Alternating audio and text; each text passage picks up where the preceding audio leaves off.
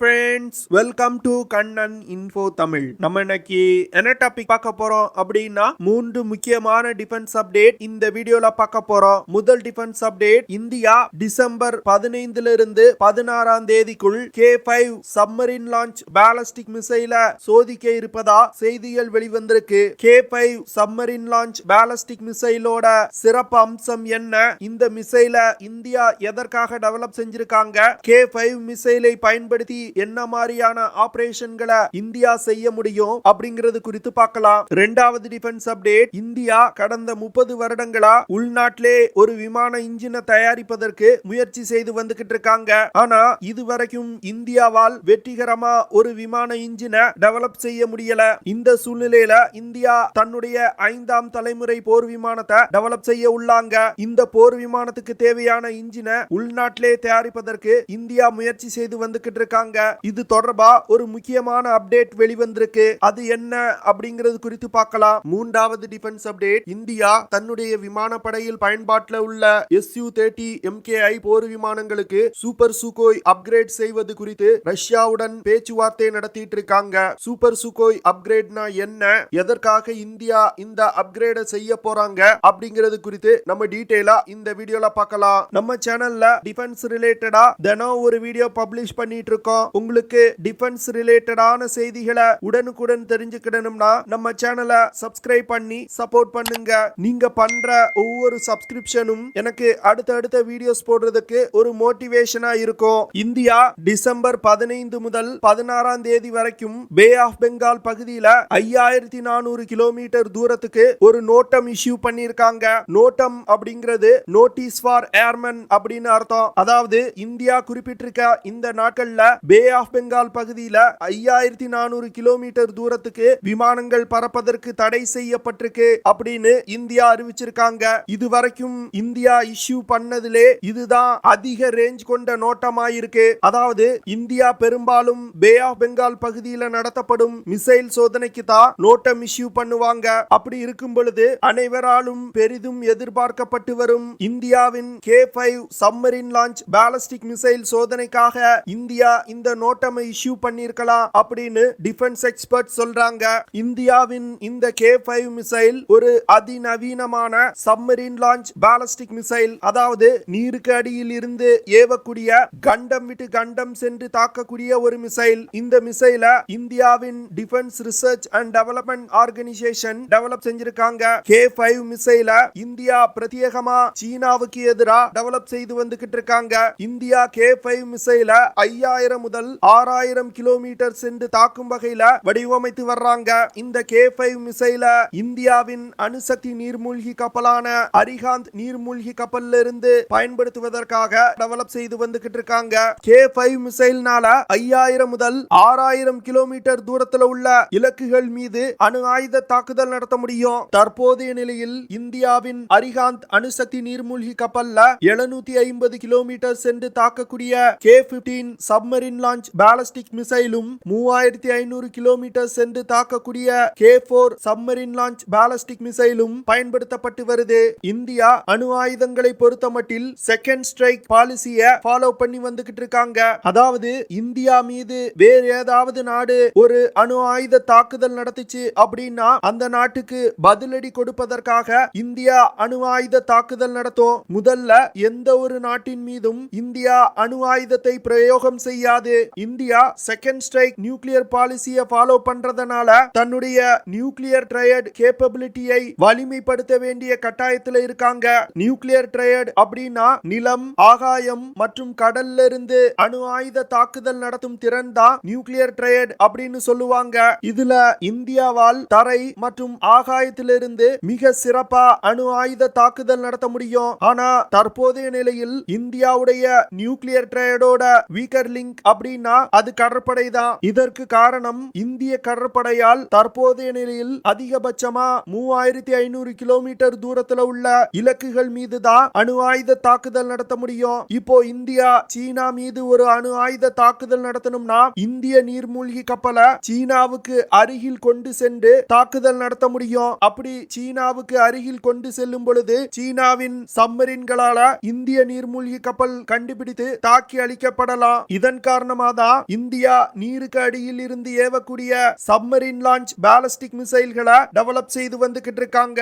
இந்திய அணுசக்தி நீர்மூழ்கி கப்பல்ல இருந்து அணு ஆயுத தாக்குதல் நடத்துவதற்காக பிரத்யேகமா உருவாக்கப்பட்ட மிசைல்கள் தான் இந்த கே சீரியஸ் ஆஃப் மிசைல்ஸ். இந்தியாவின் இந்த கே சீரியஸ் ஆஃப் மிசைல்ஸ் அக்னி 5 மிசைல்களை விட எடை குறைவானது. அது மட்டும் இல்லாம அதிக ஸ்டெல்த் திறன் கொண்டது. இதனால எதிரிகளின் ரடார் சிஸ்டத்தால் இந்த மிசைலை கண்டுபிடிக்க முடியாது. கே சீரியஸ் ஆஃப் மிசைல்களை எதிரிகளின் ரடார்ல இருந்து தப்பிக்க வைப்பதற்கு ரடார் கவுண்டர் மெஷர் சிஸ்டங்கள் இந்த மிசைல்ல இணைக்கப்பட்டிருக்கு. கே சீரியஸ் ஆஃப் மிசைல்களை இயக்குறதுக்கு காம்போசிட் ப்ரொப்பல்லன்ட் பயன்படுத்தப்படுது. காம்போசிட் ப்ரொப்பல்லன்ட் அப்படின்னா ஒன்றுக்கும் மேற்பட்ட எரிபொருள்களை ஒருங்கிணைத்து செய்யப்படுவதுதான் composite propellant. Composite propellant K series of மிசைல்கள்ல பயன்படுத்துறதுனால அக்னி சீரியஸ் ஆஃப் மிசைல்களை விட அதிகமான த்ரஸ்ட இந்த மிசைல்கள் ப்ரொடியூஸ் பண்ணுது. இதனால இந்த மிசைல்களால் நீண்ட தூரம் அதிவேகமா சென்று தாக்குதல் நடத்த முடியுது. தற்போது இந்தியா சோதிக்க உள்ள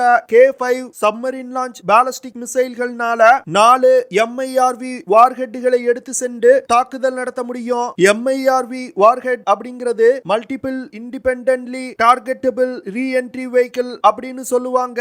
அதாவது இந்த K5 மிசைல்ல MIRV தொழில்நுட்பத்தை பயன்படுத்தி 4 வார்ஹெட்களை எடுத்து சென்று தாக்குதல் நடத்த முடியும். இந்த 4 வார்ஹெட்களை கொண்டு வெவ்வேறு திசையில வெவ்வேறு தூரத்தில் இருக்கக்கூடிய இலக்குகள் மீது தாக்குதல் நடத்த முடியும். அதே போன்று இந்த 4 வார்ஹெட்களை கொண்டு ஒரே இலக்கின் மீதும் தாக்குதல் நடத்த முடியும். K5 மிசைல்னால 2.5 டன் எடை கொண்ட அணு ஆயுதங்களை சுமந்து சென்று தாக்குதல் நடத்த முடியும். K5 மிசைல அதிகபட்சமா 50 மீட்டர் கடற்கு அடியில் இருந்து லான்ச் செய்ய முடியும். இந்த மிசைல்னால மாக் 7.5 அப்படிங்கிற வேகத்துல சென்று இலக்கை தாக்க முடியும். அதாவது ஒலியின் வேகத்தை விட 7.5 மடங்கு வேகமா சென்று இலக்கை தாக்கும். மாக் 7.5 அப்படிங்கிறது ஹைப்பர்சானிக் வேகம். இதன் காரணமா எந்த ஒரு ஏர் டிஃபென்ஸ் சிஸ்டத்தாலும் இந்த மிசைல தடுத்து நிறுத்த முடியாது. K5 மிசைல்னால மிசைலோட டெர்மினல் ஸ்டேஜ் அப்படின்னு சொல்லக்கூடிய டார்கெட்டை தாக்குவதற்கு முன் இருக்கக்கூடிய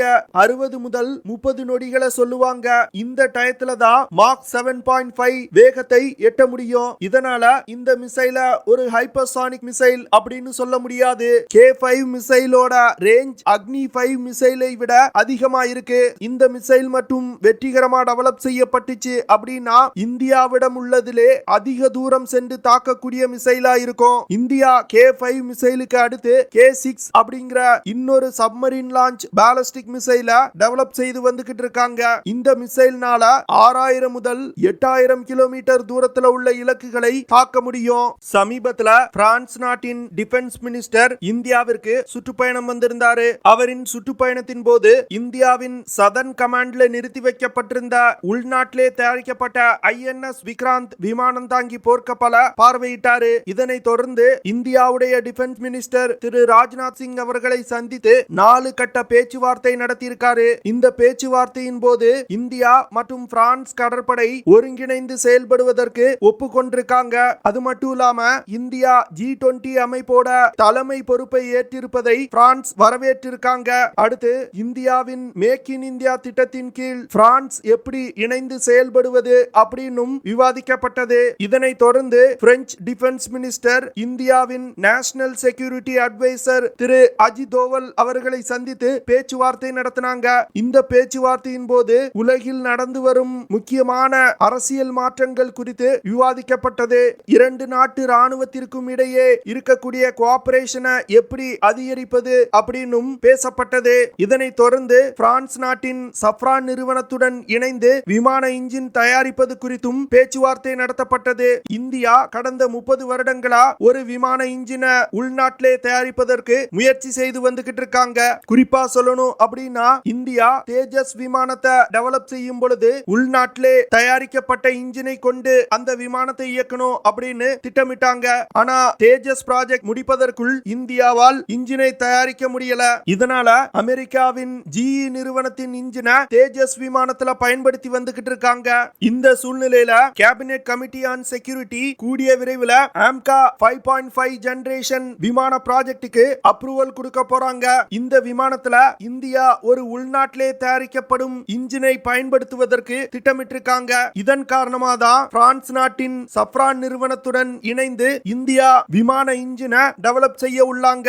இந்தியாவின் ஆம்கா போர் விமானத்துல பயன்படுத்துவதற்கு 110 கிலோ நியூட்டன் த்ரஸ்ட் கொண்ட இன்ஜின் தேவைப்படுது. இந்த இன்ஜினை தான் பிரான்ஸ் நாட்டின் சப்ரான் நிறுவனமும் இந்தியாவின் கேஸ் டர்பைன் ரிசர்ச் எஸ்டாப்லிஷ்மெண்ட்டும் இணைந்து உருவாக்க போறாங்க. இந்தியாவின் டிஃபென்ஸ் மினிஸ்ட்ரி பிரான்ஸ் நாட்டின் சப்ரான் நிறுவனத்துடனான பேச்சுவார்த்தையை இன்னும் ஒரு மாதத்துக்குள் முடிக்க இந்திய அதிகாரிகளுக்கு கட்டளையிட்டிருக்காங்க. கூடிய விரைவில் பிரான்ஸ் மற்றும் இந்தியாவுக்கு இடையே விமான இன்ஜின் தயாரிப்பு குறித்தான ஒப்பந்தம் கையெழுத்திடப்பட வேண்டும் அப்படின்னு கட்டளையிட்டிருக்காங்க.